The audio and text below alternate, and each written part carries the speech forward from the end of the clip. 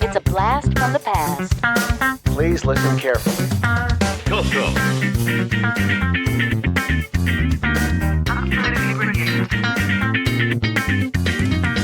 Welcome to the CoCo Crew Podcast.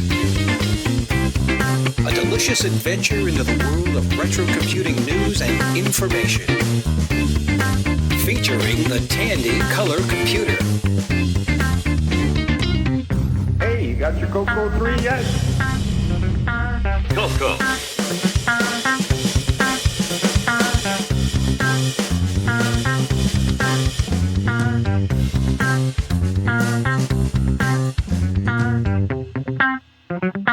Okay, welcome to the CoCo Crew Podcast, episode 98. So what's going on here? Well, let's see. We've got the crew together here. Of course, I'm here. I've got Neil is here. Hello, Neil. Hello, John. Mike is here. Hello, Mike. Hello, CoCo Cruisers. Boise's here. Hello, Boise. It is good to be back. And we have our special guest appearance by Mr. Ron King. Hello, Ron. Hello, everybody. Thank you for having me on. I just promoted you. I'm sorry. Ron King. I heard that. I'm fine. Yeah. Ron King. Well, we have someone in our John's old Cub Scout leader was Ron King, for what it's worth. But anyway, Ron Klein. Sorry about that. Thank you. It's all right. We have a Raising Cane that just went up, the chicken joint, so Cane's on everybody's mind lately. Oh yeah, that's good stuff we have down here. Awesome. So, what have you guys been up to? You been doing anything interesting or fun? I know Boise's been dropping a few interviews to entertain us all, so that's been pretty cool to have. Yep. You know, what are you still in the woodworking shop all the time now, or are you doing something else? Yeah, still doing the Gamesters, but in other free time, I've been going through all my Tandy DOS machines, restoring them one by one. So that's been fun. Cool. Oh, that's cool. Anyone else? Mike, you been up to anything? I've been doing a lot of reading. That's cool. On OS 9 and stuff, and been watching Boise's work on OS 9 Level 2. Cool. And anyone else working on that Phoenix 256? I know Boise's been doing some work there. Yep, there are some other people. If we get into what was been filling our CoCo time, I'll get into it. If we talk about it in the host discussion, I'll give more details. But yeah. Cool. I have just been doing work. Not much in the hobby stuff lately. Thinking about what to do with my pile of stuff, but still sort of the same pile. I'm still randomly pursuing a few artifacts here and there on eBay when I get a chance. So so I'm sure anybody listening is probably got the question, are we back? No, we're not back. Calling it episode 98 because it hasn't been that long, and we hope to make a full episode out of this. But we're not starting back up for any kind of monthly or even semi-annual commitments. We just we do keep in touch and chat, and we see current events in the community, which we do hope to talk a little bit about some of those. And we thought it might be worth recording it and just getting back together and talking to everyone, or talking to at least to each other. So let's see, Dan, it's that we're a week before Christmas now. I reckon that makes Tandy Assembly about 9 months away. We kind of touched on the projects or what all we're working on. I think we've already gone over that. How about anything on eBay? I did bid on one of those, the Bjork Snake Pit copies from eBay out of his little haul that his piecemeal made it up to eBay. I haven't got it yet. Hopefully that'll be here in another week or so. A little overpriced perhaps, but I was unfamiliar with the game and thought it might be nice to have. Anyone else buy anything cool? I haven't bought anything cool, but I have been noticing, as I'm sure we all have, that CoCo 3 prices are continuing to go up. Yeah, I have been seeing the price speculation there going pretty high. I don't know if anybody's actually buying them, but I guess we'll see. They're not making any more of those. All right. Well, let's see. At this point is where I say that's good enough to get us started. And so we'll take a little break, and we'll be back with a few announcements.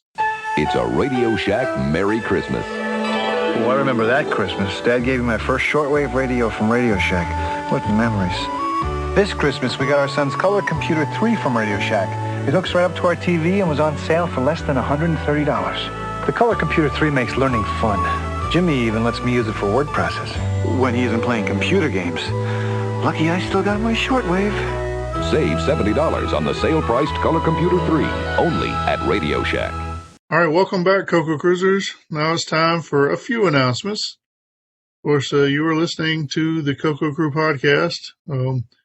We are still available on Twitter. I guess I should say X now. X as at CoCo Crew Podcast. That's @ CoCoCrewPodcast.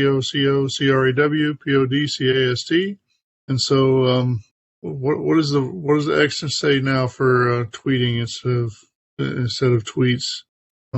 Surely they've got something. Anyway, if you want to express yourself to us, we may express ourselves back to you. Well, whatever. Let's see. We, of course, also are available. We're available on Facebook with a group called the CoCo Crew Podcast. The group is still there, still active, still interact some there. We've been posting the links to Boise's interview releases, and still interacting some with our faithful listeners. So you can still come and join the party, and be part of the crew. So please come, and we'll be happy to have you. Let's see. We of course are available. We're a podcast.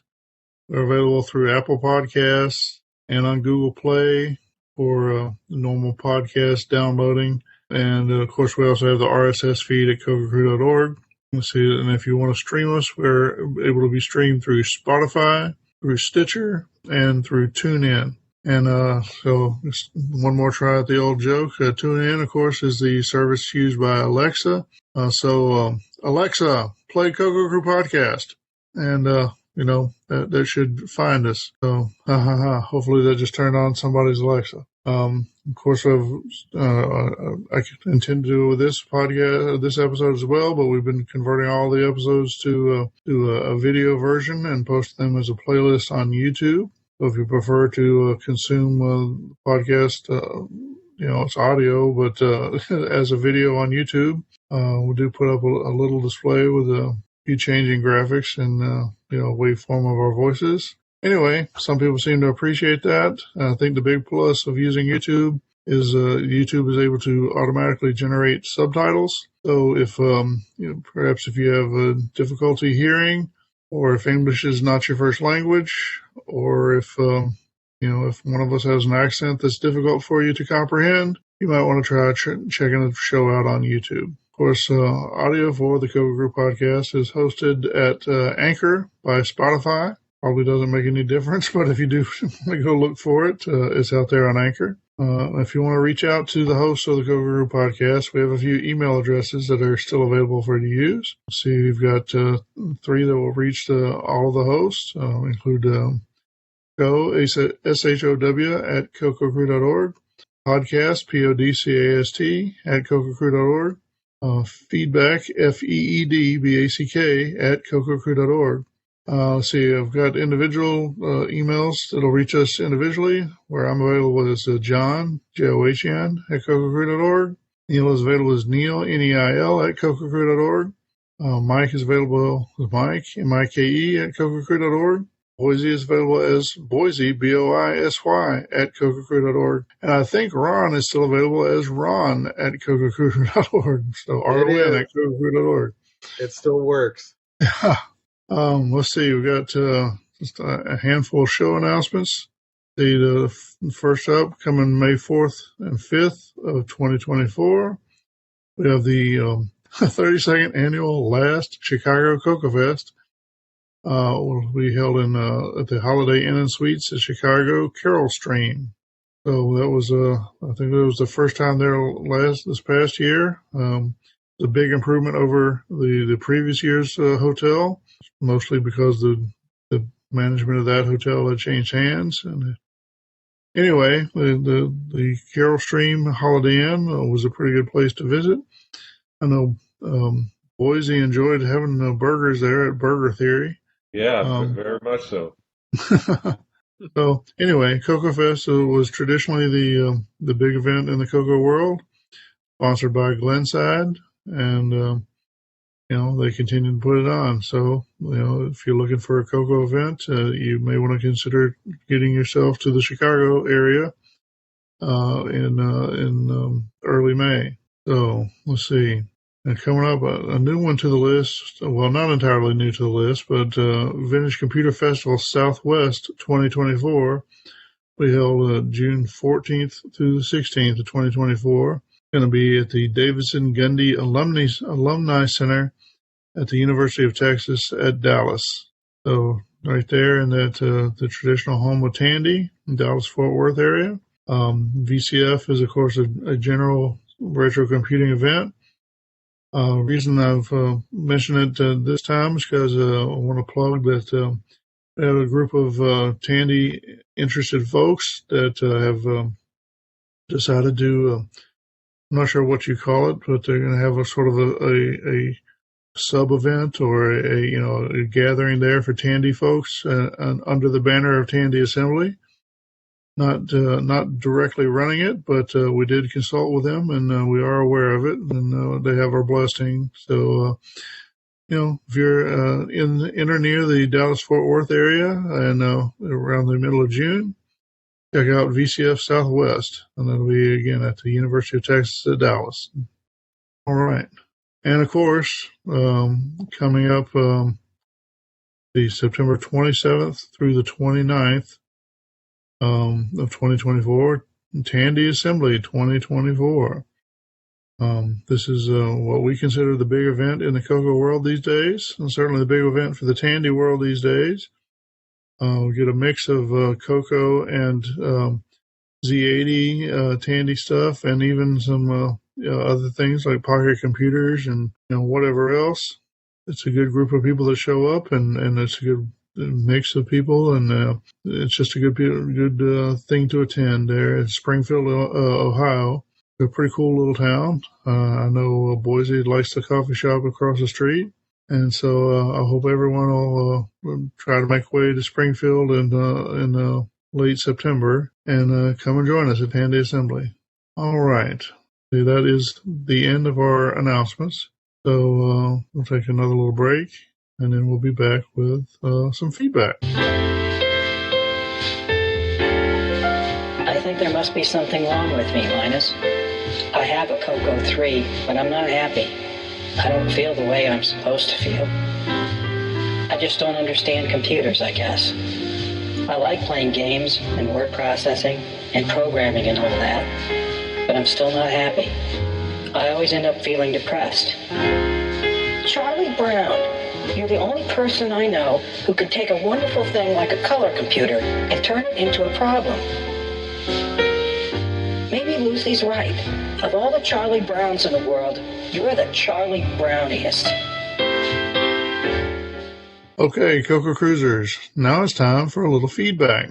These are basically feedback that were collected after episode 97, which is our last monthly episode, and just wanted to acknowledge this feedback and share it with you. And thanks for everyone sends feedback along. So first one I've got identified here is from Mr. Steve Stroh. Not Steve Strobridge. He's a little bit later. Steve Stroh, S-T-R-O-H, like the beer, says, in listening to CoCo Crew, I never felt like my time was being wasted. Well, that's pretty good compliment, and I'm happy to have that one, and a good epitaph for the work that we did over the years. Glad to think that we were respectful of our listeners' time and hopefully produce a good quality, entertaining product. So thank you very much, Steve. Okay, moving on. The next one comes from Mr. Brian Weasler. He says, I'm sad that your podcast has come to an end, but I want to thank you for all the contributions and information you have made and shared. Again, thank you, Brian. I'm glad to have helped you enjoy the hobby a little bit and hopefully entertained you a bit along the way. Okay, we've got this one is from maybe a surprising source, but Steve Strobridge.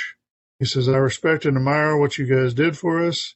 I'd love to celebrate that in any future capacity that may seem appropriate.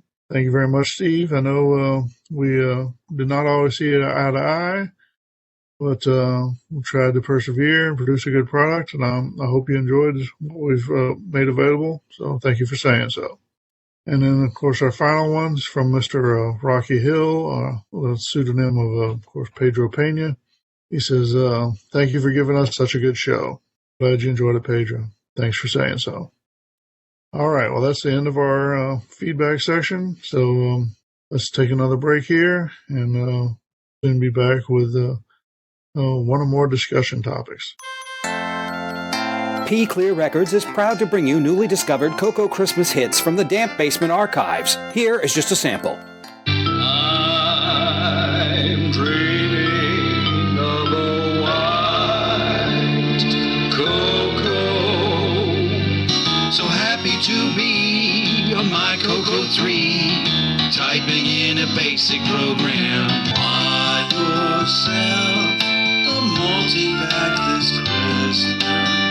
All I want for Christmas is a CoCo 3, a CoCo 3, a CoCo 3. CoCo sitting with a multi-pack. These songs and two more were discovered on molded cassettes. Originally recorded on a CCR-81 cassette recorder, these songs have been copied directly to a CCR-83 and are now available to the public on cassette for just $8.99. That's right, just $8.99. Order now to make your CoCo Christmas complete. To get your cassette of CoCo Christmas, send $8.99 by check or money order to P Clear Records, CoCo Christmas Offer 3Z9, Elm Tree, Ontario, Canada. All right, CoCo Cruisers, welcome back. Now it's time for the host to get in and hustle it up, have a little say about this and that. This is usually where we end up maybe occasionally saying a little too much or maybe slightly the wrong thing or expressing our opinions, and hopefully not to be misinterpreted. We'll ask you to be generous in your reception of what we say, and assume that we're saying things with good intent. So for the first topic, so I'm sure many of you, if you're actually monitoring a podcast feed, there's a pretty good chance that you're also either, you might be on Discord, or you may be on Facebook, or you might be reading the CoCo mailing list. And so you probably are aware that there have been a few items of interest that claim to be or appear to have come from an estate sale from the estate of Mr. Steve, is it Stephen Robert Bort? Steve Bjork. Bjork, not Bort, right. Right. Anyways, they appear to be from the estate of Steve Bjork. Now, we don't know at this point. We don't know if Steve has cast off his surly bonds, gone on to his reward, or if perhaps he is maybe just no longer able to be on his own, or what. We have not seen any kind of obituary. We've not seen a death certificate. We've not seen a greeting card from a nursing home saying, I'm hanging out here. We really have no idea what has happened to Steve. So more than once I heard Steve relay a story that all his CoCo stuff had disappeared from a storage unit after a robbery of some sort. And if that's the source of this stuff, it'd be interesting to know. We don't really have any way of knowing that either. If that's not the source of the stuff, then maybe that story wasn't completely accurate, because there's a fair amount of things that, none of us have actually touched anything, so we don't really know. But there are definitely diskettes, master diskettes that appear to be backups of some sort. Some claiming to perhaps have source code on them. There appear to be the diskettes that were used to demonstrate the working status of The Last Ninja at a CoCo Fest a few years ago. And one of the auctions appeared to have printed source code not exactly sure to what. And there were also a number of, game packages that, might otherwise have been commercially available for sale in the back of Rainbow magazine or something. Anyway, we don't know where they came from. I mean, some of them pretty clearly have Bjork's name on them. There's been a lot of debate in the community. Nobody's quite sure what's happened to Steve.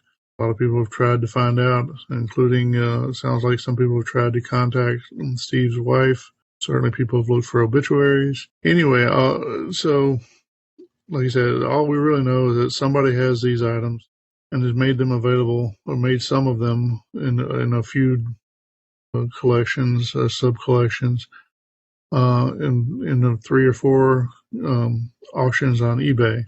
And of course, that's been a mixed reaction. Some people are happy that the stuff has not been thrown away. Some have tried to rally Glenside to participate in the auctions to purchase the items, presumably for some kind of historical preservation. I don't know what the status of that is or will be. Of course, we have the usual amount of grumbling about people trying to profiteer off of eBay or whatever. Some people are never quite satisfied when something goes for sale, unless it somehow gets given to them for free. Sorry. Hope that didn't hurt your ears. Anyway, I think I've set the stage and rambled a little bit, but I have all my co-hosts here.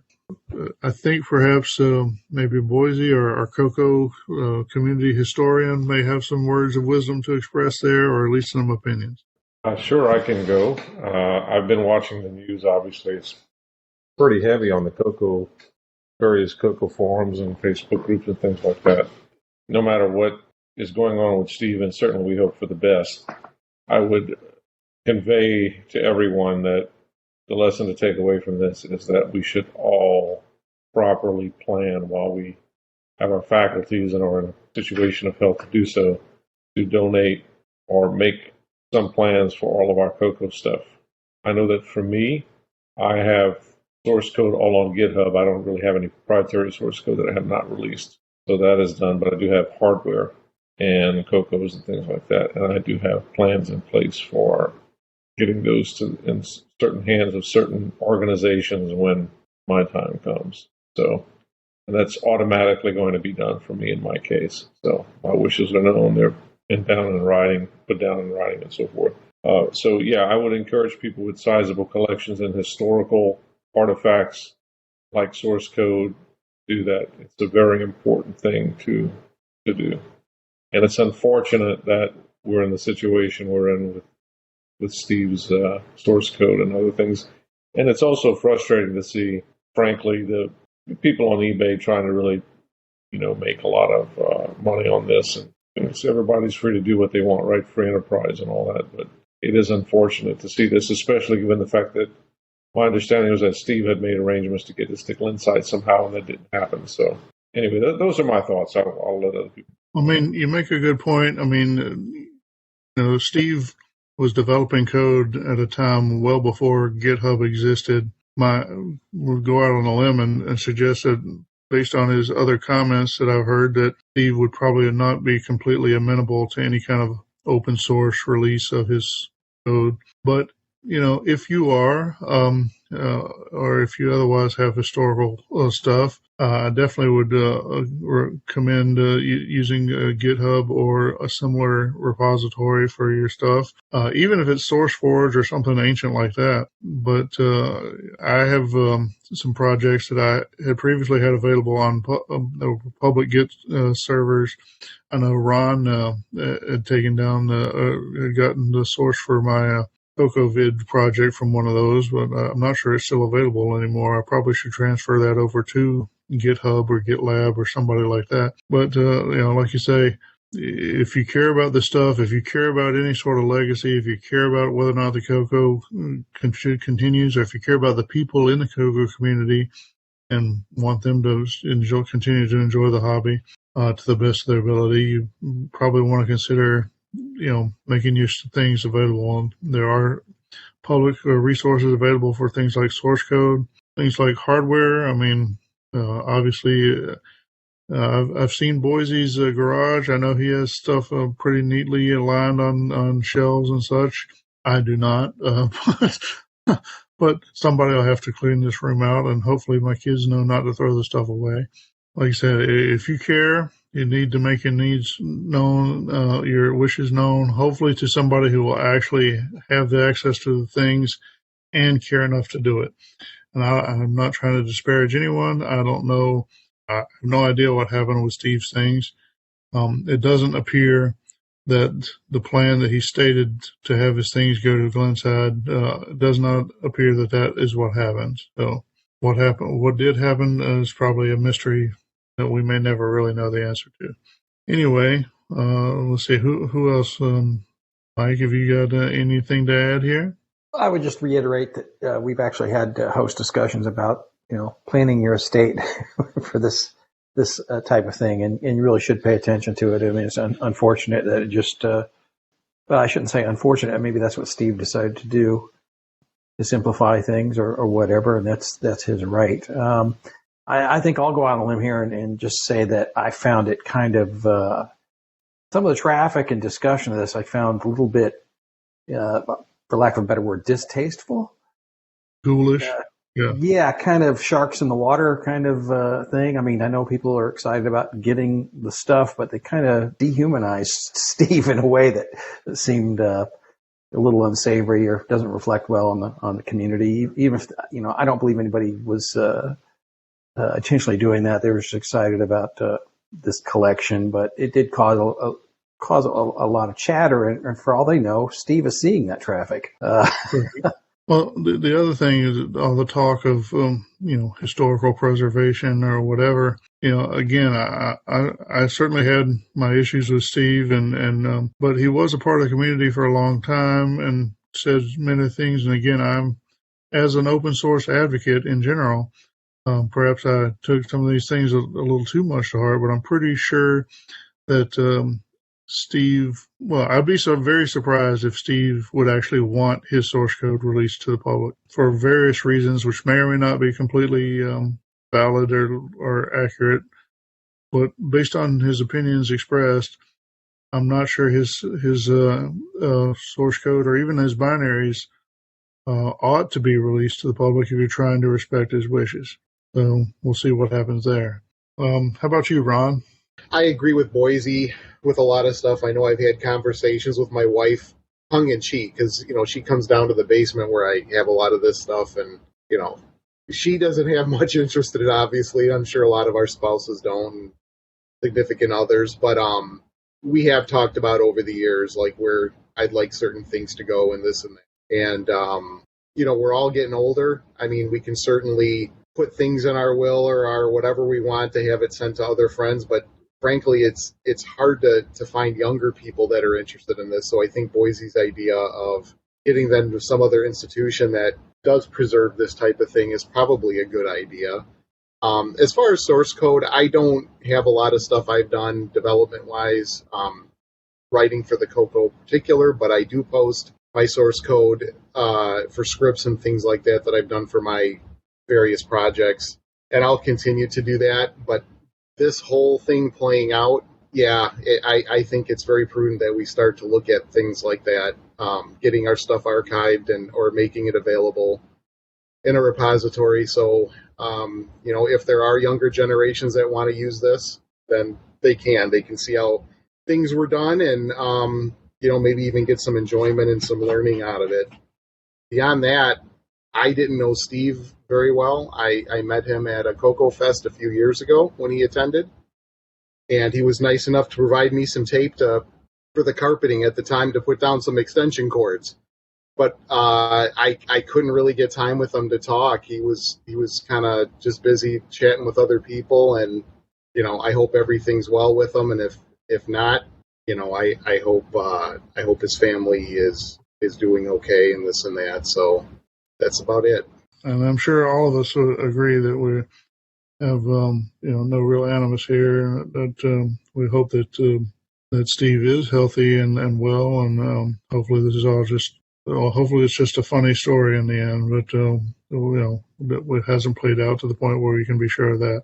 Neil, it seems like I've skipped you. Do you have anything to add here? First of all, I hope Steve is all right with all this going on. And I mean, this has really taught us a lesson here that, really we should have our stuff in line, especially if you have code and stuff you want to, get out there when your time does come. But going back to what you were saying, John, I agree. Steve was a very private guy from what I know of him. And a part of me thinks that if he wanted this stuff to be released, the source code to be released, he would have done that a while ago. Wouldn't you think? It just seems strange to me. He knows how to do, use GitHub and those sort of things, right? I agree. It's something he would have done already if he wanted to. Yeah. I was shocked to see those discs even surface. Yeah, well, like you said, I mean, I was at the CoCo Fest where he displayed his work on The Last Ninja. Those diskettes, look familiar to me based on the 2 minutes of seeing them there or whatever, which was many years ago now, but it certainly looked like the same diskettes to me. I don't know where they've been. I don't know, why he hasn't released things in the past. I'm pretty sure he's been asked to release those things, and for whatever reason chose not to. I can't make his case for him. So again, I have no idea. But I would, if you're looking to honor his wishes, then releasing that stuff to the public may not be the right thing to do. From a purely historical standpoint, I mean, I feel like it is the right thing to do from that perspective. Certainly, if with no wishes expressed, that's how I would lean. But again, if you're trying to honor his wishes, I do kind of think that maybe that stuff was not intended to be released. Anyway, well, now that we've solved that issue, any other word on that covered? No, I think I probably got it covered. All right, well let's table that issue for a while, unless something else comes up. Happy CoCo Christmas, everyone. You can have a bonza time this Christmas with your CoCo, but make sure that your code will arrive alive. Don't drink and drive wire. It's easy to make your holiday a bit safer. You may have 4 or more people at your party. Make sure there is room for everyone. Pace the drinks. Overdoing it can lead to disaster if you were to type in the wrong command or file name. Make sure that people are eating, along with their drinking. Keep plenty of high-fat snacks on hand. Don't gamble with software. Make frequent backups. And always have a designated typist.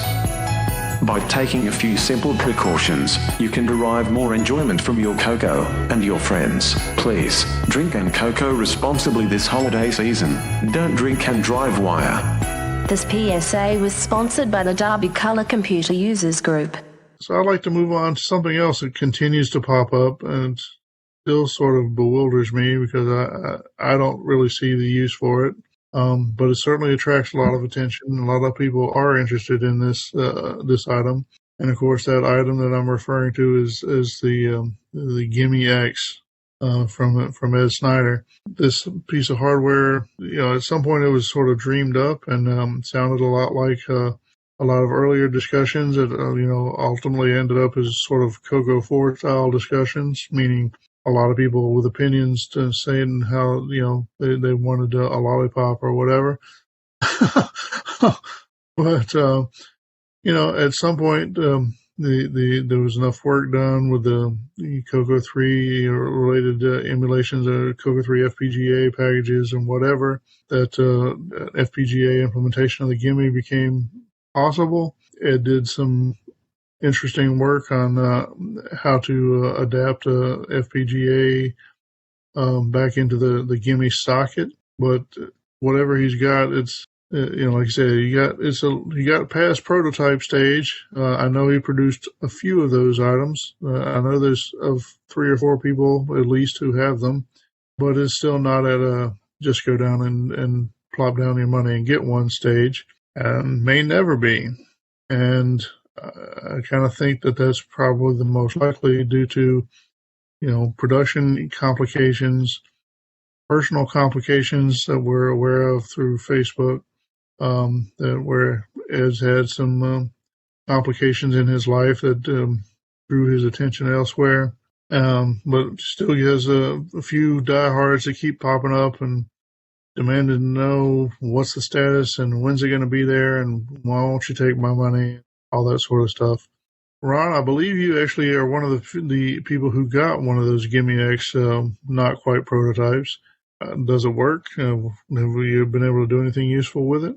I do have one. I had at the time when Ed was talking about, releasing a few, I had sent him an email, and I'm sure a lot of people did. So I wasn't expecting actually to get contacted back, but I did. And I had a motherboard at the time that did not have a Gimme chip. I'm sure I'm probably not alone in that. So my big thing was, can I get this CoCo 3 motherboard working again? And the other thing, I liked the idea that it had some different video options. It still had our RGB output.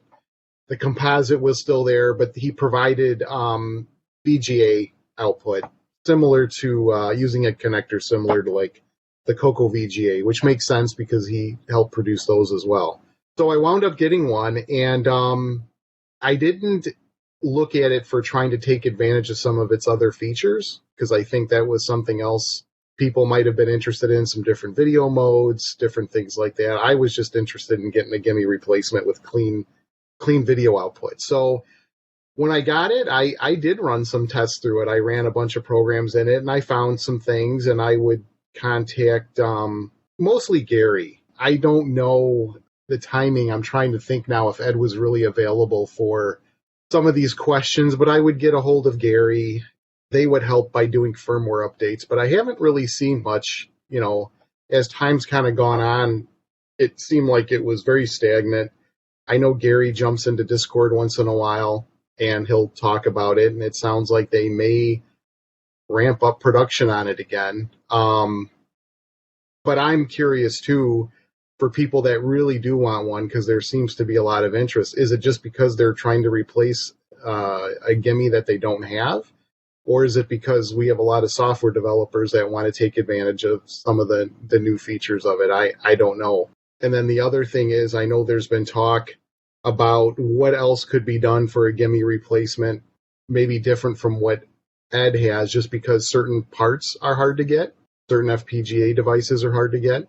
And to even add more to that, if you think about it, you mentioned Rocky Hill earlier, Pedro. He has released, and actually he open sourced it, a CoCo 3 motherboard, CoCo 2 motherboard, which has a traditional Gimme socket. But I mean, who's stopping somebody now from just grabbing that and coming up with a different socket type that can accept a different type of FPGA and then emulate the Gimme from there? So I think if people are really worried about not having a way to use a CoCo 3, I think there's other options that could be made available. And I'm not talking about just software emulation in MAME. I'm talking about, an actual motherboard with something on there that can do what the Gimme did, or at least most of it.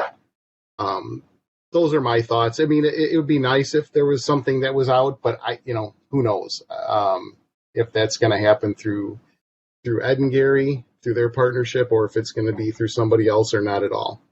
I don't know. Gary is Gary Becker. Yes, I'm sorry, Gary Becker. Yep.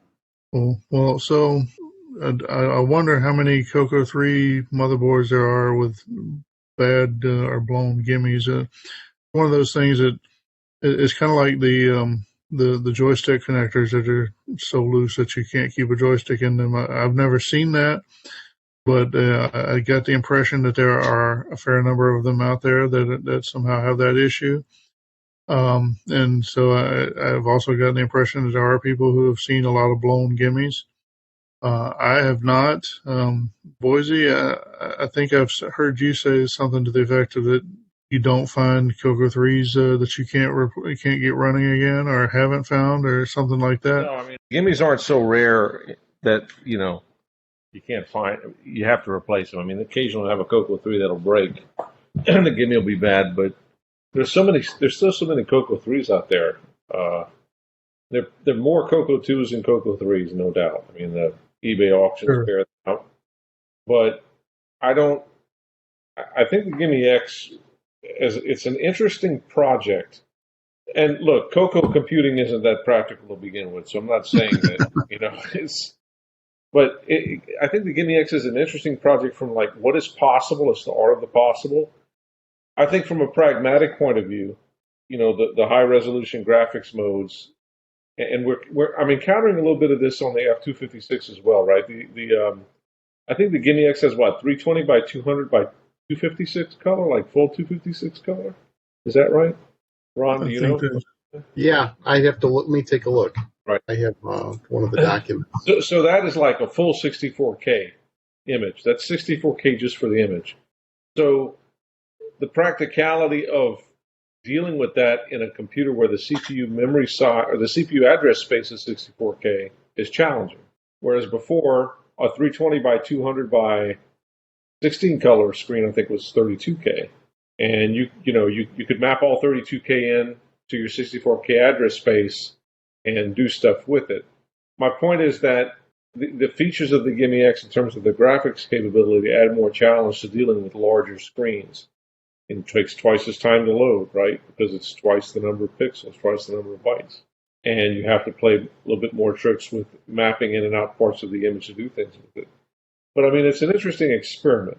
I think as a Gimme replacement solution for the Gimme itself, I would not personally sacrifice the Gimme for the Gimme X, but that's just my preference. If I had a CoCo 3 that didn't have a Gimme, I could probably be persuaded to get a Gimme X in that case. If I really wanted, if that was the only CoCo 3 I had, which it's not, I have plenty. But if someone were in my position that needed a Gimme replacement, the Gimme X is probably something nice because you don't have to use those extra graphics modes, obviously. And there may be some other features that I'm not aware of that the Gimme X adds. The other limitation is that ultimately, no matter what you do with the Gimme X or any other product like that, you're limited to the physics of the CoCo 3 motherboard and the speed at which those components can run. I do wonder, the extra video outputs, the VGA or whatever. I mean, somebody pointed out years before, I thought it was actually true, but VGA has become certainly less common now that we have the cables that plug into those HDMI converter boxes. So you can use a regular CoCo 3's RGB port and have an HDMI monitor. I'm not sure that there's as much call for adding extra video just for the video format output. It seems less useful. I don't know, Neil, you're more in touch with the market on some of this stuff than I am. What do you think? Well, a lot of people seem to still want them, but I agree with what you're saying with the HDMI. I mean, that seems to be where everything is going. VGA is getting dated. Yeah, I mean, it's a cool project, but, like Boise's saying, I mean, is it realistic to have those extra graphic modes if, you can't really do much with them, with the processing power? I do like the aspect that moving forward, if you were to create a brand new, CoCo 3 motherboard, we obviously don't have Gimme chips anymore. So, I mean, that would probably be the way to go. I agree there. I just kind of wonder how much of a market is there for that. Yeah, I was going to say, market-wise, yeah, I don't think the market's too huge. Well, with CoCo 3s going for, $500 on eBay these days, or at least listed for $500, and maybe there's a market there. I don't know. It seems like a lot of work for not a lot of payoff for most people. Well, that's true. But I mean, on the other hand, I was at World of Commodore a couple weeks ago, and the Commodore scene, they actually have replacement motherboards that go in the C64s. But I'll tell you, they're not cheap. And that's very expensive to invest in that hobby. You're upwards $500-600. But I mean, it probably does cost that to make and all the R&D. Like, I'm not saying it's overpriced, but, so it's kind of what you're saying is, whether you pay $500 on eBay for an original CoCo 3 or if we were to make a replacement motherboard, it's still going to roughly be the same cost. I can't see it, being any cheaper. Well, Mike, you're out there. I'm sure you've got the practical opinion on this. Well, yeah, I've never been interested in the Gimme X for myself. Yeah, it's kind of a prototype item out there, and obviously people are interested and want to get one and see what it's about. And but its production is questionable, but what isn't these days? I just recently purchased a Phoenix F256 Junior, and that's, it supports a lot. It's faster. It's 6809. It's a real piece of hardware. And not to say that's better than that, but I'm saying if those are things you're really interested in, maybe you should look away from the CoCo, but you could still bring a lot of the knowledge and, OS and 6809 programming, of course, because you're emulating a 6809, but it's about 10 times, 12 times faster than a CoCo 3's, even with a 6309 in it. So there are other options out there, but obviously follow your bliss. If you're interested in the Gimme X, then, bust a move. Well, like I said, if that's the direction your heart pines, that's fine. Just be prepared to wait as long as it takes. We don't know how long that'll be. Anyway, well, does that beat this one to death, or it's time to move on to another topic? All right. Okay. Well, we'll table this for now. A Christmas gift from Radio Shack. Before Christmas, they claimed they were bored. But then I found Radio Shack's incredible selection of electronic games. He's rescuing the fair maiden with the Kingman game. She's exploring dangerous new worlds with Zackman. And with the Alien Chase game, he can do space battle with an opponent or by himself. There are more gifts if anyone's bored. I was! Fascinating electronic games from $7.95 to $59.95, only at Radio Shack. Merry Christmas, you filthy animal. And a Happy New Year. The next item on my list was basically what has been filling your CoCo time? What have you been doing with the time that you would have previously spent working on CoCos? I wish I could tell you that I've been up to tons of stuff, but I haven't. I have items on my desk from CoCo-related projects that have sat there since before the pandemic, just to taunt me. I occasionally think of things that I'd like to do, and this or that, but mostly they kind of stop at the rearrange stuff so I can actually have a place to work stage. So right there, that and since the podcast has stopped, then this is pretty much the only thing CoCo related I've done in a while. I know Boise has been working on some stuff that's not quite CoCo related, but he's filled some of that CoCo time with a different project. I think maybe he'd like to evangelize a bit there. Mike alluded to it, the F256, the Phoenix 6809 computer, which really is a 6502 computer that has a 6809 motherboard on it. I have OS 9 level 1 and level 2 ported and running to it very well. It has some great capabilities, very fast, very performant, and it is what I would want a CoCo today to be. So I'm not calling this a CoCo 4, God knows. And it's not a CoCo in the sense where you can put a multi-pack and other things like that on it. But it feels like to me what a TC9 would have been with modern hardware, right? I have mine sitting in a mini ITX case, and it's a great thing. I've got a number of people on board, Mike included, who have bought it with the knowledge that OS 9 is being worked on. Basic 09 is running great on it. Some great graphics capabilities, some great hardware capabilities. It's a fun machine. You're not going to run Disk Basic on it. Not the point. I'm not porting Disk Basic to it. But it has the spirit of the CoCo 3. And, what the CoCo 3 would be today, I would say. And it has a growing community, a nice community. And I'm having a lot of fun with it. And ancillary to that, I have been doing a lot of work in the Nitrous 9 project. We have Nitrous 9 source code now hosted on GitHub, which I think is a much better platform than SourceForge. I want to thank the people who've worked on it for years, including Tormod, who's amenable to having it moved. And right now I'm bringing in some changes into the kernel that Curtis Boyle had made for EOU, and making that happen. So, there's a lot going on in the OS 9 side of the CoCo / F256 world. Pretty fun. Cool. And I heard Mike say that he's kind of following you down that path a bit. Mike, you have anything to add there? Well, as far as answering what I've been up to, I've been buried with work projects, and my schedule has been Swiss cheese and crazy hours. And it seems like I've done some studying and some reading, but I haven't been able to consistently spend time. At the Christmas break, like I said, I bought the F-256 Junior, but I have not even had time to put it in the case and power it up yet. And that's what I plan to do over Christmas break. So get OS 9 level 2 running on it, and have a machine to play with. So I'm looking forward to that. Cool. Neil, how about you? What have you been doing with your time lately?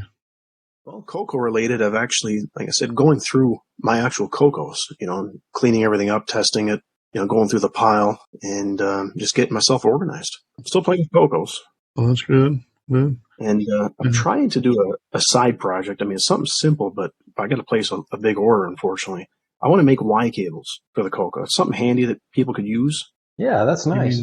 For the side slot? That's right, yeah. So you don't have to use an MPI. Just have two devices, right? Sure. Well, Ron, don't think you're getting out of this. What are you doing? What are you doing with your CoCo time these days? CoCo time. So, been working on the Cocoa Pie project still. I had a release about a month and a half ago, 2 months ago. About every 2 years, I have to kind of rebuild it with the latest version of the Raspberry Pi operating system. Certain things no longer want to compile. There's a lot of development going on where certain things just don't compile right anymore, or certain things don't run because of old G-Live versions and things like that. So MAME was a big one, of course. MAME is a big part of that project from an emulation standpoint. It no longer wanted to compile on the older OS, so I updated that to 64-bit and got all the development tools and things on it and released it. And now the Raspberry Pi 5s are coming out. I did order one. I pre-ordered one a while ago. It just came in this week. I will say it's a pretty fast little device. I've been doing some testing on it, and it's pretty impressive. It's been a long wait for it, but so I'm working on getting the Cocoa Pie project on that one now as well. But honestly, I'm so much more focused on the development tool side, like your the Toolshed project and all the other things, DriveWire, more than just the emulation. I think there's a lot of value in having a small footprint device where everything's already pre-installed, ready to go. We just need more software developers to take advantage of, use it to actually write stuff for the CoCo itself. But I certainly try to bundle a lot of things from the community into that project so it's ready to go. People don't have to install stuff, and so it's not CoCo exactly, but it's CoCo related, we'll say. Sure. Absolutely. I think that's still a big issue in the CoCo world is we need more people developing software. You'd think after all these years of talking about that kind of stuff and people getting involved, and a few people get involved and learn some assembly or this or that, but not that many actually seem to turn around to produce new software. A few people write new games, but you don't see a lot of you don't even see a lot of new games. Honestly, most people are kind of like me, where they come and to do one game maybe and and then spin on it for a while. But there is one good place for people that are aspiring to learn more about retro computing and Tandy and color computer in particular at a level that makes you more competent to do development for the machines, and that's in Springfield, Ohio, in every fall where we have Tandy Assembly. I'd like to recommend to everyone that Tandy Assembly is an awesome event, and certainly my favorite event these days. And I think everyone on the call here will be in agreement that Tandy Assembly is a wonderful place to go and express your retro computing interest. Anyone want to cheer me on with that? Amen, brother. Absolutely. It really is more of an incubator for ideas. There's so much of a brain trust there from all the other platforms as well. That there's a lot of people, even if they don't know necessarily specifically about the CoCo, they know about a lot of things, and they kind of they know how to get projects done and how to motivate projects and motivate themselves. just a good experience to be in and around those people and rubbing elbows and meeting other like-minded individuals. Definitely a good thing. Speaking of Tandy Assembly, I've started reviewing the retro events that I want to attend in 2024 and budgeting for those, travel and so forth. And Tandy Assembly is definitely on my list. I love going there. Great event. Kudos. And the Z80 folks are very friendly. They are not in any way standoffish to the CoCo folks. They're very inclusive. No, they're great. Definitely highlights of the retro years, going and hanging out with some of those folks. And like I say, it's nice to have some people with a little bit different interests, but still have that knowledge of you can still make jokes about Tandy and Radio Shack, and they'll still laugh. So very, very cool stuff. Anyway, so that was my big thing with this. I just wanted to plug Tandy Assembly. So hopefully everyone listening that stayed around to this point gets the message and will make their plans to come and join us at Tandy Assembly this year. Anyone else got anything that they'd like to add to our overall discussion? Any fresh comments on Steve Bjork or Gimme X or what you've been doing with your CoCo time? All right. Well, CoCo Cruisers, thank you for listening to this impromptu episode 98 of the CoCo Crew Podcast. We love that you've been such good listeners and such a good audience for the podcast over the years. And we hope you don't mind this one little encore performance. All right. Thanks, everyone. It's a Radio Shack Merry Christmas. This year, I needed to give a real family pleaser. Honey, please help me with this budget. How about a new game, Dad? Please. And I found it. Radio Shack's Color Computer 2. On sale for just $99.95. It entertains, educates, manages. It's expandable and affordable. Now that really pleases me. The Color Computer 2. Sale priced for Christmas. Only at Radio Shack. Before I mention the parting thoughts, I've got an important addendum to make. Since we've recorded this podcast a few days ago, we've heard some tragic news. Steve Bjork has put on his wings. The Glenside Color Computer Club made an official announcement of Steve's passing at 65 years of age on April 10th, 2023.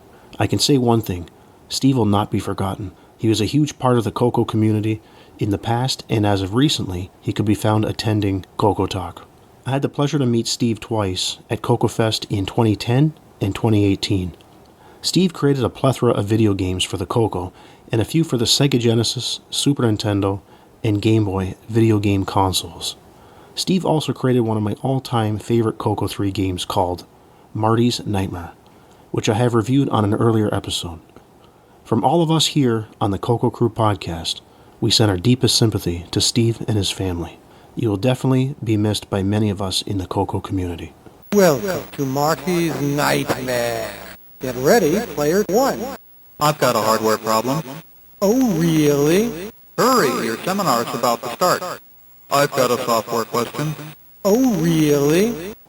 Well, we hope you enjoyed our special holiday year-end podcast. You just never know when we're going to pop up with a surprise podcast here and there. Thanks to all of you who listen and support us, and also support the CoCo. Have a safe and happy holidays, and be sure to ring in the new year with some CoCoing. Until next time, CoCo and Retro Forever. It's a blast from the past. Please listen carefully. CoCo.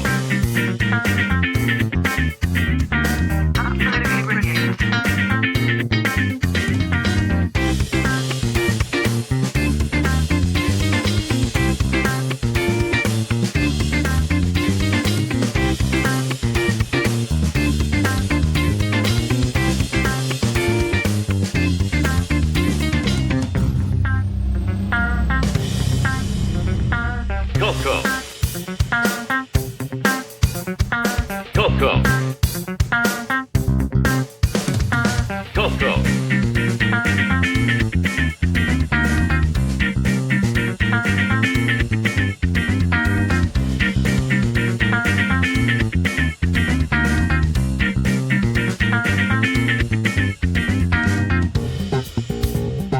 Dance like there's no tomorrow. What is this crazy rock and roll music anyway? It's a blast from the past. Dance, dance, dance. Dance, dance, dance.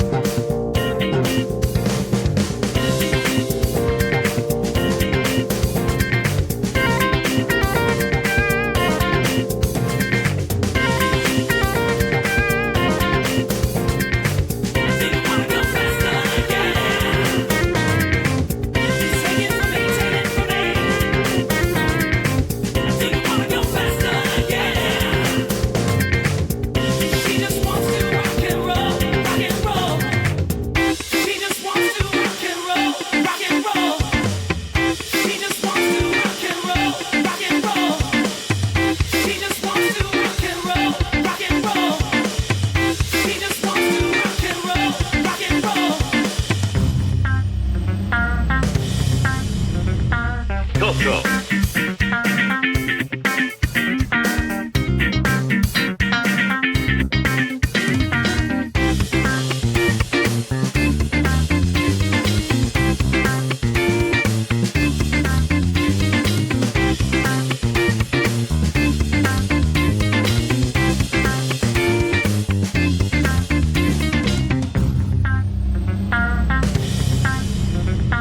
CoCo.